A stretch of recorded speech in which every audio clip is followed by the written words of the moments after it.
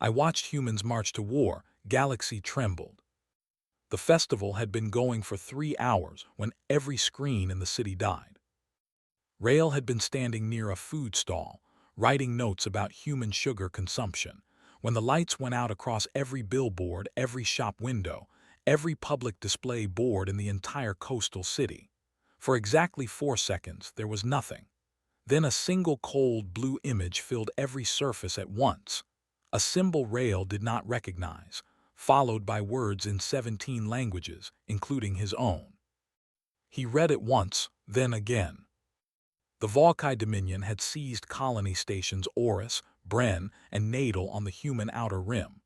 Combined civilian population, 11,340 humans. The message was clear and short. Humanity had 72 hours to abandon 4 border systems, or the stations would be destroyed with everyone inside them. Around Rail, the festival stopped. Not with screaming, not with chaos. People simply went quiet, the way a room goes quiet when someone says something that changes everything. A man near him put down his drink very carefully, like setting it down hard might break something. A woman with 2 children pulled them close without saying a word. An elderly couple held hands and did not speak. Rail stood in the middle of it all and opened his recorder. He had been stationed on Earth for 8 months, assigned by the Velothi Diplomatic Council to observe and report on human behavior patterns. His previous reports had described humans as moderately intelligent, emotionally unstable, physically unremarkable, and unlikely to cause significant problems for the wider galactic community. He had used the word harmless twice. He watched the screen cycle through the Volkai message again and made a new note. Subject: Incident Response, Day 1. Assessment: Humans will seek diplomatic resolution. Likely outcome: negotiation, border concession, hostage return within 2 weeks. Confidence level: high. He closed the recorder and looked at the city around him. Something was happening that he could not immediately name. The panic he expected never came. Instead, people were moving, not running, not crying in the streets, just moving with a kind of quiet, heavy purpose. Groups gathered around screens. Calls were being made. He saw a young man in a food stall apron take it off, fold it neatly on the counter, and walk away without explanation. He saw a woman lock up her small shop and stand outside it for a long moment before walking in the direction of the central district. Rail followed the general movement through the city until he understood where people were going. The enlistment center on Harbor Street had a line outside it before the sun had fully set. He stood across the road and watched. The line was not made up of soldiers. It was made up of bakers and teachers and young people who had, 3 hours ago, been eating fried food at a festival. They stood in line without pushing. A few talked quietly. Most did not. The doors opened and the line moved forward and more people joined from behind. Rail filmed it and sent the footage to his council with the note, "Unusual public response. Monitoring." He walked back to his apartment near the harbor, climbed to his floor, and stood at the window. The city below was still lit, still moving, but the festival lights had been taken down. Someone had done that quickly. The streets were not empty, but they were different, the same faces, the same city, pointed in a different direction now. A small girl on the street below asked her father where he was going. She was maybe 5 years old, holding a paper cup from the festival. The man crouched down to her level. He said something Rail could not hear from the window. Then he kissed her forehead, stood, and walked toward the direction of the enlistment center. Rail watched the girl watch her father go. He sat at his desk and opened a long report to the Velothi High Council. He wrote carefully, methodically, the way he always did. He described the broadcast, the public response, the enlistment activity, the absence of panic. He wrote that humans were displaying signs of collective emotional stress, but that no military escalation was expected. He wrote that the human government would almost certainly open communication with the Volkai within the first 24 hours. He noted that the Volkai fleet, numbered 40,000 warships. He noted that the total registered human military fleet, according to publicly available data, numbered 612 ships. He noted that any rational species, upon reviewing these numbers, would choose diplomacy. He titled the report, "No Military Response Expected." He sent it. Then he sat for a while in the quiet of his apartment and looked at the city. Somewhere below, a ship horn called out over the harbor, a long, low sound that carried across the water and faded into the dark. He thought about the man who had crouched down to his daughter. He thought about the folded apron left on the counter. He thought about the line that had formed before the sun went down. He opened his recorder again and added a single line to his private notes, separate from the official report. Something is happening here that I do not yet have the correct word for. He left it at that. He would find the word later. He was certain he had time. There was a rule among Velothi observers: never request access to a military zone. It creates diplomatic tension. It implies distrust. It makes humans nervous. Rail requested access anyway. He expected delays. He expected forms and committees and polite refusals wrapped in careful language. Instead, a human official named Das called him back within 40 minutes and said the words that would change everything Rail thought he understood about this species. "Come whenever you want. We have nothing to hide." The staging ground was 2 hours outside the city, past low hills and flat roads lined with dry grass. Rail arrived at dawn in a transport vehicle and stepped out into cold air that smelled of fuel and wet earth. He had brought his recorder, his translation tool, and a small notebook, the paper kind, because he had learned that humans responded more warmly to paper notebooks than to devices. Small things like that mattered in field observation. What he saw did not match any model he had prepared for. He had studied 17 military mobilizations across 12 species in his career. Every one of them had involved noise, commands shouted across fields, engines roaring without pattern, crowds of soldiers in visible confusion being pushed toward order by officers who were themselves barely composed. War preparation looked like controlled panic. That was universal. This was not that. The staging ground was enormous and almost quiet. Soldiers moved in long, organized lines, loading equipment into transports with smooth, practiced efficiency. There were no unnecessary movements. No one ran unless running was the task. Voices were low and functional. Someone called a number, someone else confirmed it. A crate was sealed, a form was signed, a ship received its cargo and moved on. It had the feeling of a very large, very serious machine that had been running for a long time and knew exactly what it was doing. Rail walked along the edge of the activity and wrote nothing for the first 10 minutes. He simply watched. A young soldier fell into step beside him eventually, not assigned to him, just walking the same direction. Her name was Dara. She was 24 years old, short hair, a plain face with tired eyes, and she was carrying a thermos of coffee that she offered to him without being asked. He declined. She drank from it herself and did not seem offended. He asked her if she was afraid. She thought about it for a moment, which he appreciated.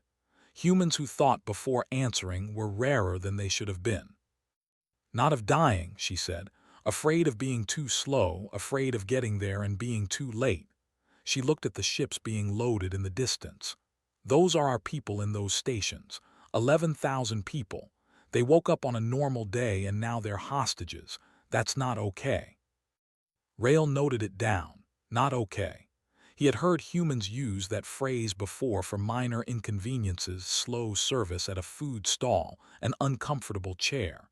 He had thought it was casual. He was beginning to understand it was not casual at all. For humans, not okay was a load-bearing phrase. It held enormous weight. He asked her about the numbers. The Volcae had 40,000 warships. Humanity had 600. Dara nodded. "Yeah." He waited. "Yeah," she said again. "But we know where the stations are. We know the layout. We trained for this kind of breach 3 years ago."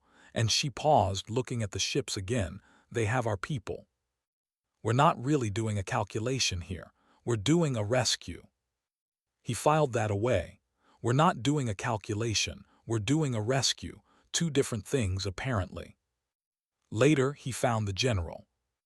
He had expected someone loud, someone performing confidence for the troops around him. Instead, he found an old man in a plain uniform walking slowly along the lines of soldiers, hands behind his back, saying almost nothing. What he did was simpler than any speech Rail had observed. He looked at each soldier as he passed, just looked directly, briefly, with full attention. Some soldiers nodded back, some stood a little straighter. One very young soldier, barely old enough, looked like he might say something. The general stopped in front of him, held his gaze for a moment, and gave one small nod. The young soldier's shoulders settled. That was all. Rail watched this for a long time. He sent a message to the Velothi Council. "I am revising my assessment. Please advise on revised threat classification for the Voakai human situation." The council replied within the hour. "Advise humans to stand down. The Voakai response will be disproportionate. Human losses will be total." Rail read the message. He looked at the staging ground. He looked at Dara, who had finished her coffee and was now triple-checking the seal on a cargo door with the focused expression of someone who intended to come back and use what was inside. He typed his reply, "I do not believe they will stand down." Then he closed his device and watched 600 ships prepare to do something that made no mathematical sense and every human sense at once. The fleet launched at sunset. He stood on the field and watched them go, not racing, not roaring, but rising with a slow and total intention that made the air feel different even after they had gone. He stood in the empty field for a while after. Rail had the word now, the one he had been looking for the night before. It was not bravery. Bravery implied that fear had been considered and overcome. This was something that came before the fear, something that made the fear irrelevant. He did not have a word for it in his own language. He suspected that was significant. The Velothi had a saying: to understand a species, eat their food, learn their silences, and study who they remember. Rail had eaten human food. He had grown to understand some of their silences. But it was not until he was 3 days into deep space aboard the INS Ardent that he understood who humans chose to remember, and why that made them the most dangerous species he had ever observed. He had been given a small cabin near the observer deck, barely large enough for a bunk and a fold-down desk. The ship around him was large and functional and smelled of metal and recycled air. The crew treated him with polite indifference, which he preferred to the nervous overfriendliness some species displayed around Velothi. They answered his questions when he asked, left him alone when he didn't, and offered him food 3 times a day at regular intervals like he was a scheduled maintenance task. He was reviewing ship manifests when Commander Stein knocked and entered without waiting. Stein was in her mid-50s, gray-haired, with a face that had clearly made a large number of difficult decisions and did not regret them. She carried 2 cups of something warm and set one in front of him without asking if he wanted it. He had learned by now that this was how humans said, "I consider you worth including." She pulled up a holographic display from the desk console and said, "You want to understand us, so let me show you something." The display showed a narrow mountain pass on a planet Rail recognized as Earth historical from thousands of years ago. A small force held the pass against an army many times its size. They held for days. They all died. Rail looked at the image. "This is a loss," he said. "It's the most important battle in our history," Stein said. "Not because they won, they didn't win, but they held long enough for everyone behind them to survive." She tapped the display off. "We teach this to every soldier. We teach it first. Before tactics, before weapons training, before anything, we teach them that holding is a victory, that buying time is a victory, that dying for the right reason is not a loss." Rael was quiet for a moment. In Velothi military philosophy, a battle that ended in total unit loss was classified as a failure regardless of outcome. Sacrifice was acknowledged but never celebrated. It was considered a last resort, a sign of poor planning. He said, "Your species trains for losing." Stein almost smiled. "We train for what comes after losing. We train for what you do when everything has gone wrong and you're still breathing. Because in our history, there has always been a next day. We got very good at surviving next days." Rael thought about the line at the enlistment center, the quiet staging ground, the young soldier steadied by a single nod. He asked, "What is your honest assessment of this engagement?" Stein was quiet for a few seconds. "We'll lose ships, we'll lose people. The Volcae have numbers we can't match directly." She looked at him steadily. "But they've never fought a species that was trying to get someone back. That's a different kind of war. We're not trying to conquer anything. We're not trying to prove a point. We are going to bring 11,000 people home, and there is nothing in the Volcae threat model for an enemy that simply will not stop." A communications alert lit up the bridge feed visible from Rael's cabin door. He and Stein both looked at it. The Volcae had sent a broadcast to the human fleet. Rael's translator rendered it cleanly. "You are 600 ships. We are 40,000. Turn back now and your colonies will be spared. Continue and we will destroy both your fleet and the stations. There is no version of this where you win. We are giving you this warning because destroying you without warning would be inefficient. Turn back." Rael watched the bridge through the open door. He could see the communications officer's screen, could see the message received indicator, could see the officers at their stations. No one moved to respond. He watched for a full minute. No reply was composed. No command was given to open a channel. The fleet continued at the same speed in the same direction. Someone on the bridge updated a navigation calculation. Someone else confirmed a fuel reading. He turned to Stein. "You are not going to answer them." "We answered them 72 hours ago," she said, "when we launched." Rael sat with that for a long time after she left. He turned it over in his mind the way he turned over particularly difficult academic problems. The Volcae message had been logical. The numbers in it were accurate.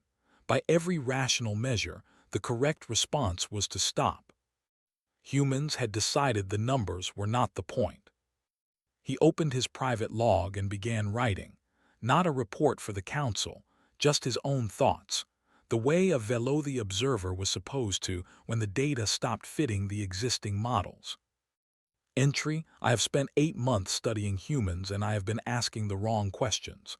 I have been asking, can they win?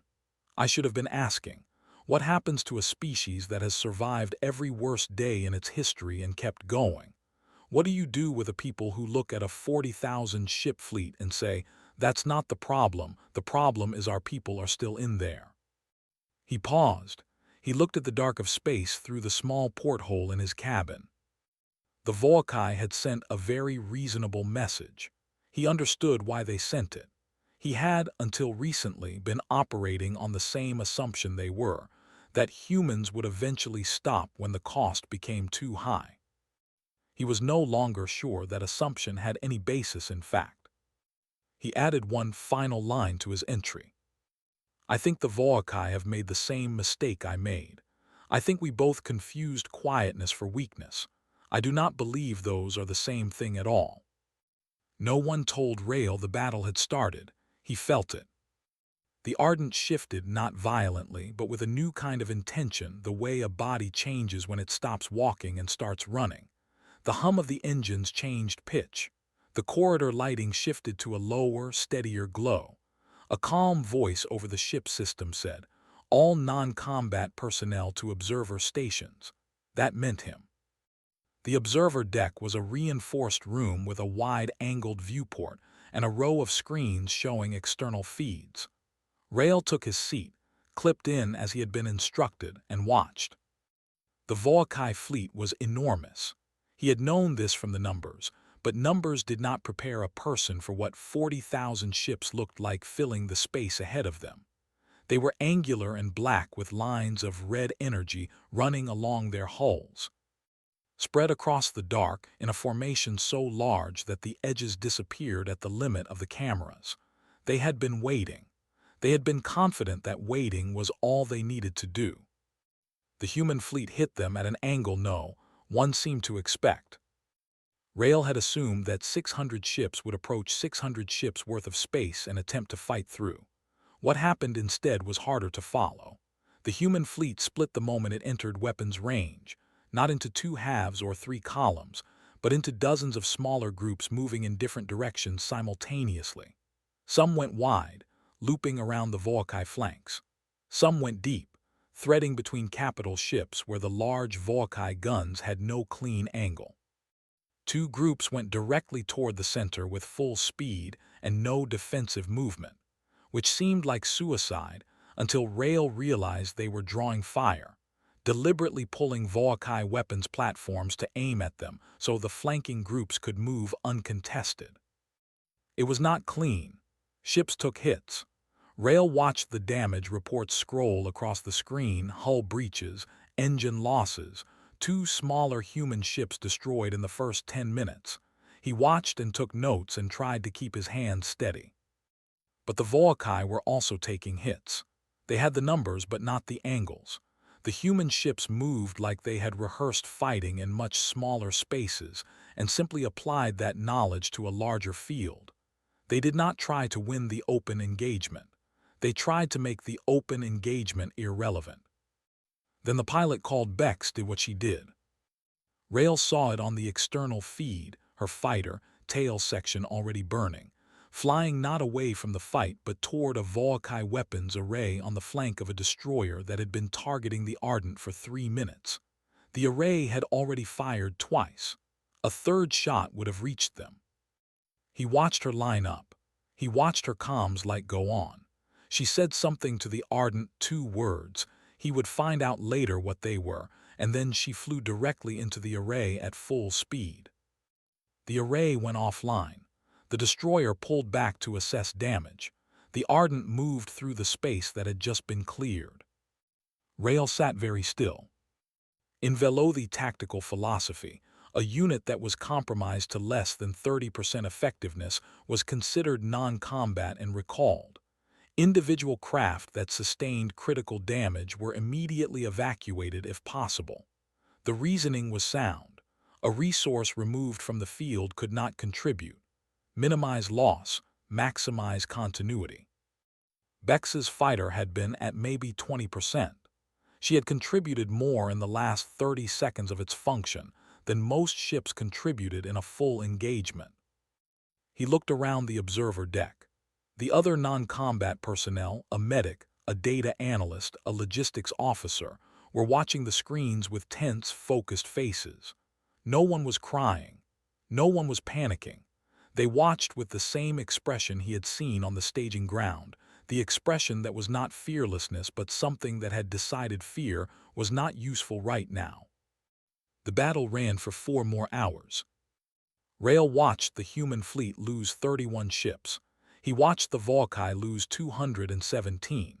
He watched human tactics shift in real time as the situation changed. 3 times the fleet reformed around new gaps, new opportunities, new ways to make the Volkai's size work against them rather than for them. He watched medics working in the corridors of the Ardent while the ship was still in the engagement zone. They did not wait for the fighting to stop. They went to work anyway in the moving, shuddering ship, because the people in front of them needed help now, not later.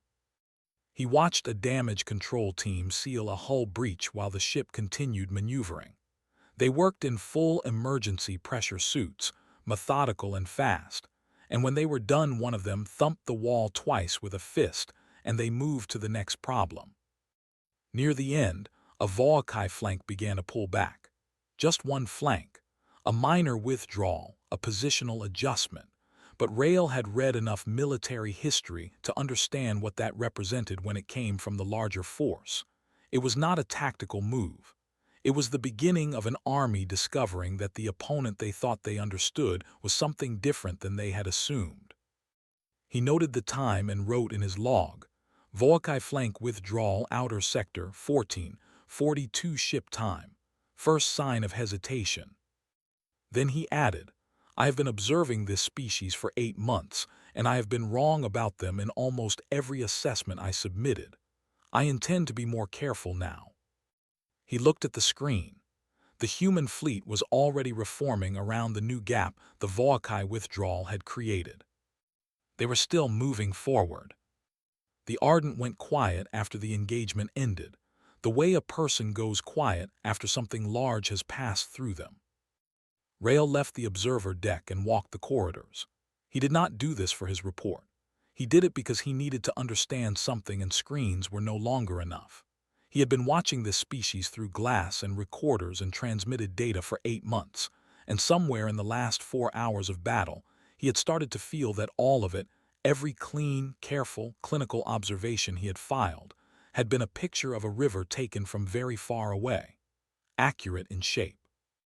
Missing the sound completely. The ship was damaged in 3 sections. Engineering crews worked in the affected corridors behind safety barriers, and Rail moved around them, nodding the way they spoke to each other, short practical sentences, task to task, no wasted words, but also a hand on a shoulder when someone came out of a tight space. A bottle of water passed without being asked for. Someone making a bad joke that no one fully laughed at but everyone gave a half sound to, because the half sound was what mattered.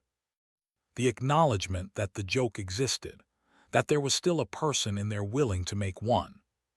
He turned a corner and nearly walked into a storage bay. A young soldier sat on the floor inside it, back against a shelf of equipment boxes, knees pulled up. He was in his base uniform, armor removed, one hand wrapped in a field bandage. He held a small photograph, physical paper, the kind humans still chose to use for things that mattered to them, and he stared at it with an expression that was so specific and so human that Rail stopped in the doorway and did not know whether to leave or stay.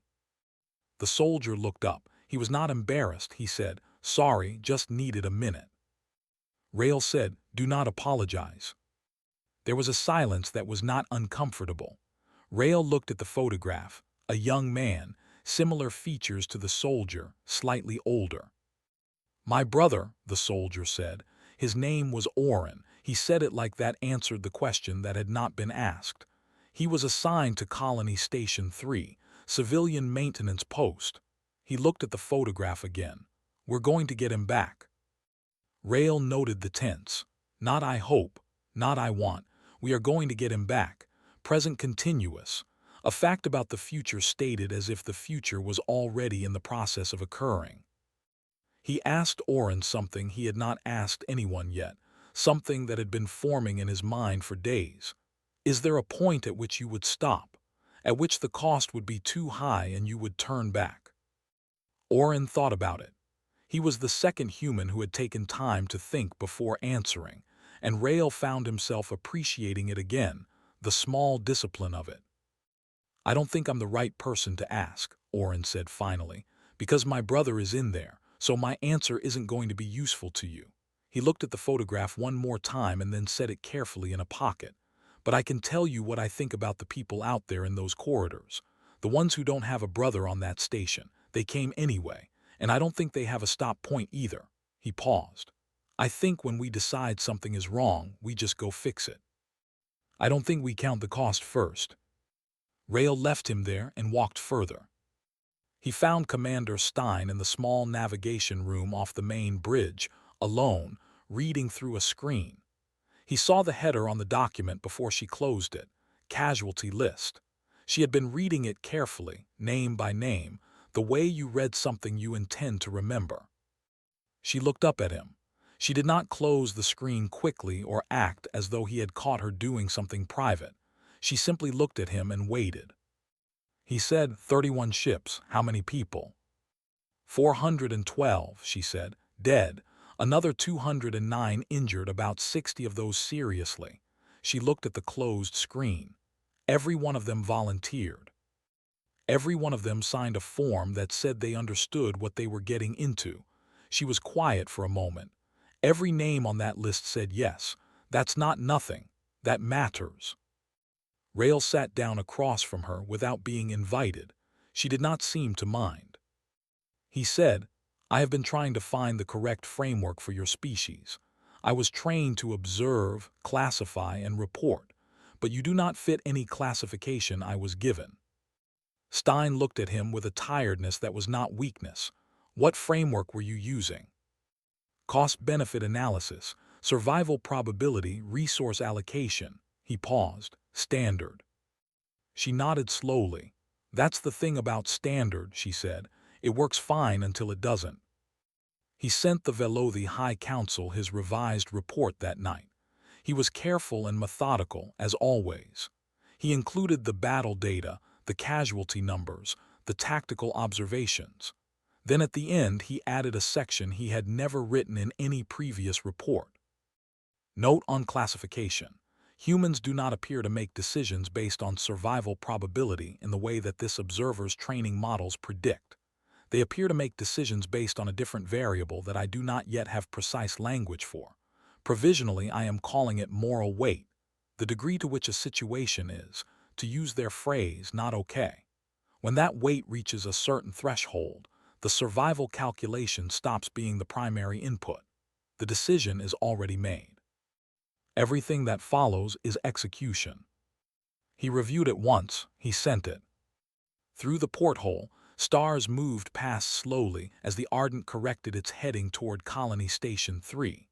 Somewhere on this ship, Orin was in a storage bay holding a photograph. 412 people were in a list that a commander was reading name by name. And the fleet was still going forward. Colony Station 3 was a long gray structure in orbit above nothing. No planet beneath it, no sun close enough to warm it, just a manufactured place hanging in the dark, where 11,000 people had been going about ordinary lives until 14 days ago. The Volkai garrison inside numbered 2,000. The human breach team numbered 400. Rail watched from the Ardent's secondary feed as the breach began.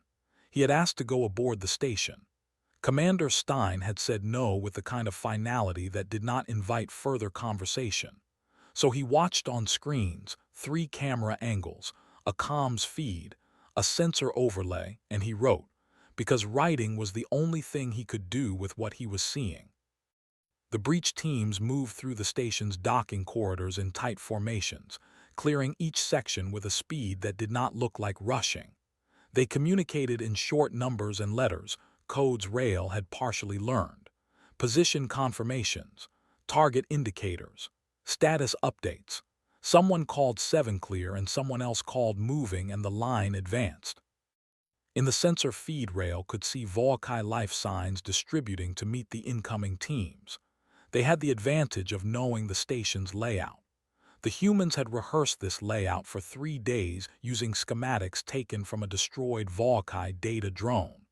They had rehearsed it until the corridors were not unknown spaces but familiar ones. The fighting was not clean.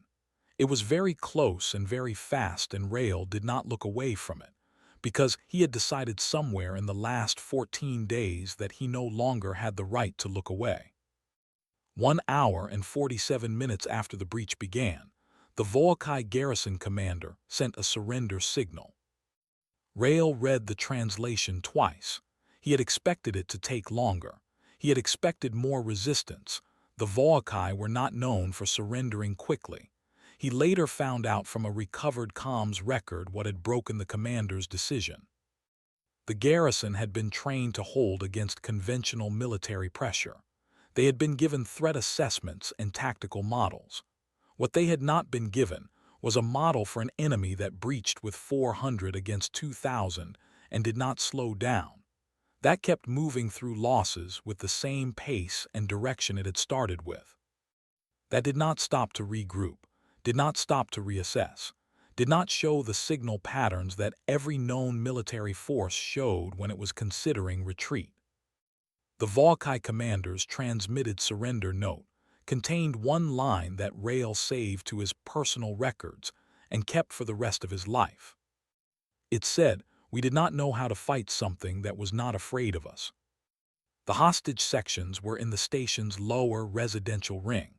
When the breach teams reached the first sealed corridor and cut through the door, what was on the other side was a crowd of humans who had been waiting for 11 days with no information, no contact, no way of knowing if anyone was coming. Rael watched this on the camera feed. The soldiers and the hostages stood facing each other for about 3 seconds. Then the two groups moved toward each other at the same time, and the camera feed became very difficult to interpret because there were too many people moving and too much happening at once. And after a while, Rael stopped trying to take notes and simply watched. Oren found his brother in the second residential section. Rael was not there to see it, but he heard about it from a medic later who had been in the corridor when it happened. She said she had seen a lot of things in her service. She said the look on Oren's face when he came around that corner was not one she planned to file away and forget. The full evacuation took 9 hours. Every hostage was accounted for. The Volkai garrison was processed and transported. The station was secured. Rael walked through the station after it was clear. He needed to walk it in person, to let the physical space be real to him in a way screens could not make it. He saw the places where people had been held, the messages scratched into walls, dates, names, small drawings. He saw a child's shoe near a corridor junction, separated from its owner somehow and not yet reunited, and he stood looking at it for a longer time than was probably appropriate. In the main docking bay, a child who could not have been older than 6 had found a soldier and was holding on. Both arms, face buried in the shoulder of someone in full battle-worn armor, someone who still had dust and scoring on their visor from the breach. The soldier held the child with both arms equally, eyes closed, not moving, not in a hurry to be anywhere else. Rael stood at the edge of the bay and watched this and wrote nothing. There was nothing to write that would be better than just watching it. He returned to Veloth 6 weeks later. He stood before the High Council in the formal chamber and delivered his final report in person, as required for any field observation that resulted in a category revision. The council head asked, "What is your revised classification of humanity?" Rael thought about the enlistment line in the dark, the general and his nod, Stein reading the names, Oren in the storage bay, Bex and her 2 words, the child's shoe in the corridor, the child in the docking bay holding on. He said, "I cannot give you a classification. My frameworks do not have a category for them." The council was quiet. He said, "What I can tell you is this. We asked the wrong question. We asked whether humans could win. We should have asked whether anything could make them stop. The answer to that question, as far as I can determine, is not while someone still needs them." He paused. "I recommend that the Velothi Diplomatic Council updates its human observation protocols. And I recommend that whatever species considers threatening a human colony in the future reads my report very carefully first." He went home that evening and sat at his desk and opened his personal log, not the official one, the private one, and wrote his final entry on the subject. "I watched humans march to war. I watched the galaxy tremble. I watched them lose ships and people and keep going anyway. And I watched them come back with every single person they went to find. I have been an observer for 22 years. I have watched a great many species do a great many things. I do not think I will ever fully understand humans. I have decided this is not a failure of observation. I think it is simply the correct response to something that is larger than any framework I was trained to use. I think that is the point."